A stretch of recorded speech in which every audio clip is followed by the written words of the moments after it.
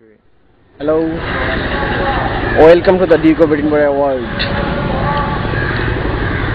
এই অ্যাওয়ার্ডটি 1956 সালে ইংল্যান্ডে শুরু হয়, তারপর একে একে 131 দেশ হয়ে বাংলাদেশে এসেছে 2008 সালে। বেসিক্যালি এই অ্যাওয়ার্ডটা হচ্ছে একটা ইউথ ডেভেলপমেন্ট প্রোগ্রাম, যে প্রোগ্রামটার মাধ্যমে আমরা অ্যাক্টিভ সিটিজেন কিংবা আদর্শ নাগরিক তৈরি করতে পারি। যেখানে অনেক সময় সুনাগরিক নিয়ে কথা বলা হয়, সেই সুনাগরিক তৈরি করার যে প্রেক্ষাপট এবং ক্ষেত্র সেটা অতি সহজেই এই অ্যাওয়ার্ডের মাধ্যমে পালিত হতে পারে। তো প্রথমে জেনে নেওয়া যাক এই অ্যাওয়ার্ডটি কী। এটা বেসিক্যালি এটাকে বলা হয় IAYP অনেক সময়।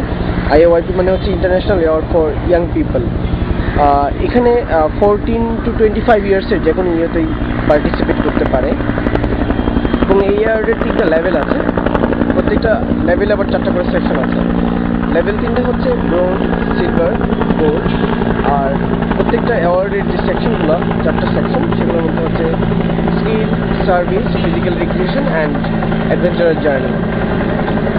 এখন জেনে নিতে হবে যে এই প্রত্যেকটা সেকশনে কী করা লাগবে, কী করলে পরে এই অ্যাওয়ার্ডটা আপনাদের বা আমাদের দেওয়া হবে। স্কিলস সেকশনটা হচ্ছে একেবারেই আমার ব্যক্তিগত ইন্টারেস্ট বা হবি থেকে আমি যেটা ফিল করি সেই ধরনের কোনো একটা কাজকে সিলেক্ট করে পরবর্তী 6 মাসের মধ্যে এটাকে শেষ করতে হবে। আচ্ছা, এখানে একটা কথা বলে রাখা ভালো যে প্রতিটা অ্যাওয়ার্ডের আবার ডিউরেশনটা হচ্ছে ডিফারেন্ট। মানে ব্রোঞ্জের জন্য 6 মান্থ, সিলভারের জন্য 6 মান্থ এবং গোল্ডের জন্য হচ্ছে 1 বছর। তো এই যখন আপনি ব্রোঞ্জের জন্য রেজিস্ট্রেশন করছেন তখন আপনাকে স্কিল সেকশনে যেটা আপনি ঠিক করছেন যে আমি এই যোগ্যতা বা এই কোয়ালিফিকেশনটাকে আমি 6 মাসের মধ্যে অর্জন করব, সেটা আপনাকে নির্দিষ্ট সময়ের মধ্যে অর্জন করতে হবে। এখন এখানে কি হতে পারে, এখানে আমি বলেছি আগেই যে পার্সোনাল হবি আর ইন্টারেস্ট থেকে যে কোনো একটা বিষয়কে আমি পিক আপ করতে পারি যেটা আমার একাডেমিক কারিকুলামের মধ্যে ডিরেক্টলি নেই, সেই ধরনের একটা টপিক বা সেই ধরনের একটা বিষয়কে বেছে নিয়ে আমাকে 6 মাসের মধ্যে উপর যোগ্যতা অর্জন করতে হবে। যেমন আমি বলতে পারি I can do it, this is my qualification. Fine. So example যদি আমি দিই তাহলে হতে পারে যে মিউজিক্যাল ইনস্ট্রুমেন্ট প্লে করা বা মিউজিক করা, ড্যান্স করা, graphics design, journalism etcetera, film, photography. So এরপর যেটা আসছে সার্ভিস। সার্ভিসটা হচ্ছে কমিউনিটি সার্ভিস। আমরা বুঝেছি সার্ভিস বলতে এখানে অর্থাৎ আমার কমিউনিটি ডেভেলপমেন্টের জন্য আমি ভলান্টারিলি যে সার্ভিসটা দিব, যেটা আমার সোসাইটির মধ্যে পজিটিভ চেঞ্জ নিয়ে আসবে, পজিটিভ ইম্প্যাক্ট নিয়ে আসবে, সেই ধরনের কাজগুলোকে আমরা এখানে কমিউনিটি সার্ভিস অথবা সার্ভিস বলছি। আর যেমন হতে পারে বর্তমানে বাংলাদেশে অনেকগুলো অর্গানাইজেশন এর জন্য কাজ করে, যেমন TIBDS কাজ করে, জাগো ফাউন্ডেশন কাজ করে, BOLC কাজ করে, অন ডিগ্রি ইনিশিয়েটিভ কাজ করে, সেবা বাংলাদেশ কাজ করে। অর্থাৎ এই ধরনের কাজ, এই ধরনের অর্গানাইজেশনগুলো যে ধরনের ভলান্টারি কাজ করে কমিউনিটি সার্ভিসের জন্য, কমিউনিটি ডেভেলপমেন্টের জন্য, সেগুলো আমরা এখানে সার্ভিস বলে ধরে নিচ্ছি। এবং এই কাজটাও আপনাকে 6 মাস ব্যাপী রেগুলারলি অর্থাৎ পার উইক অ্যাটলিস্ট 1 hour করে করতে হবে।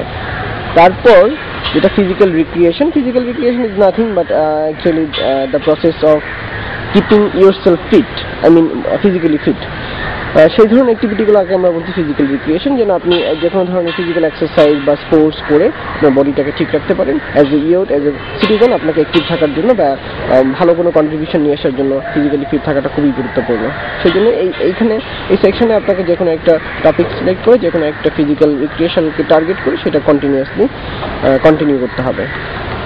And last of all adventurous জার্নিটা আর কিছুই না, এটা হচ্ছে একরকম স্টাডি ট্যুর বলা যেতে পারে, যেখানে আমরা একটা দূরের কোনো একটা জায়গায় গিয়ে ক্যাম্পিংয়ের মধ্যে নির্দিষ্ট সময় থাকতে হবে এবং সেই সময়টা আমরা ভেরি করে লেভেল টু অ্যাওয়ার্ড লেভেল।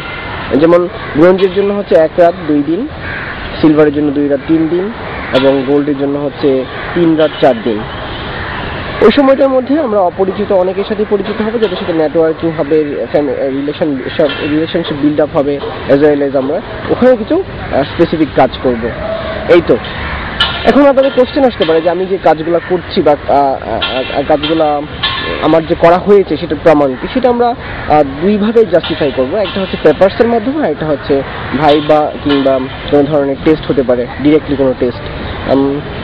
পেপারসগুলো কীভাবে হবে? পেপারসের জন্য এখানে 2 ধরনের পেপারস থাকবে। একটা হচ্ছে আমরা বলছি যে এটাকে বলছি অর্গানাইজার, এই বড় বুকটাকে অর্গানাইজার বলছি। অর্গানাইজারটাতে কিছু সার্টেন কলামস অ্যান্ড টেবিলস আছে যেখানে আপনাকে সাইন নিতে হবে যে অথরিটির আন্ডারে বা যে অর্গানাইজেশন কিংবা কোনো ইনস্ট্রাক্টরের আন্ডারে আপনি কাজগুলো করছেন সেখানে সাইন আপ করে দেবে এবং সেখান থেকে আমরা আমাদের কাজের প্রুফগুলো নিব যে আপনি রেগুলার করেছেন কিনা। তিনটা সেকশনের জন্য আলাদা আলাদা পেপারস আছে, আলাদা আলাদা কলাম আছে, সেখানে ফিল আপ করতে হবে। আফটার অল একটা ছোট রেকর্ড বুক দেওয়া হবে। এই রেকর্ড বুকটাতে আমার যে অথরিটির আন্ডারে স্কিল সার্ভিস ফিজিক্যাল রিক্রিয়েশন করা হয়েছে কিংবা ইনস্ট্রাক্টর আন্ডারে উনি ওনার কোয়ালিফিকেশন সহ ওনার নেম রেজিগনেশন সহ এখানে সার্টিফাই করে দিবেন এবং এই সার্টিফিকেশনের পর যখন এগুলো সাবমিশন হবে এবং মনে হবে স্যাটিসফ্যাক্টরি তখন একটা ভাইবা নেওয়া হবে এবং ওই ভাইবার মাধ্যমে চূড়ান্তভাবে বাছাই করা হবে। তো এখনো বাংলাদেশে এই প্রোগ্রামটা সব জায়গায় অ্যাভেলেবেল না, সার্টেন কিছু ইনস্টিটিউশনে এটা এখন পাওয়া যাচ্ছে। পাবলিক ইউনিভার্সিটির মধ্যে Dhaka university, BUET, Jahangirnagar university, others আর private university and English medium schools.